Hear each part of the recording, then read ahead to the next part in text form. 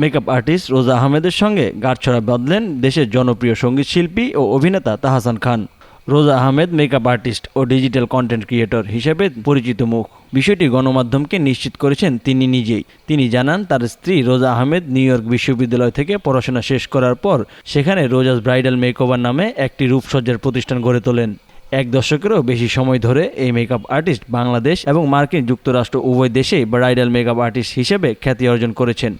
এছাড়াও মেকআপ শিক্ষিকা হিসেবে তিনি নারীদের প্রশিক্ষণ দিয়েছেন এবং অনেককে উদ্যোক্তা হতে সাহায্য করেছেন।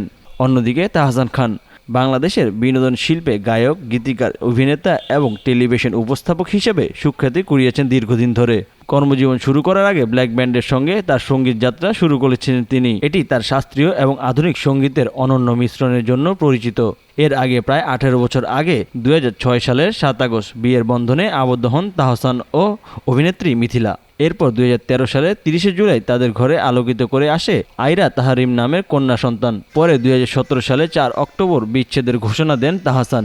নিজের অফিসিয়াল ফেসবুক পেজে থেকে একদিন দুপুরে তাহসান ও মিথিলা যৌথভাবে তাদের বিবাহ বিচ্ছেদের ঘোষণা দেন। সাবেক এই দম্পতির বিবাহ বিচ্ছেদের ঘটনা তাদের ভক্তরা সহজভাবে মেনে নিতে পারেননি। তাহসান মিথিলার পরিচয় গানের মাধ্যমে। তাহসান তখন ব্ল্যাক ব্যান্ডের গায়ক। এক বন্ধুর সঙ্গে তাহসানের আড্ডায় গান শুনতে যান মিথিলা।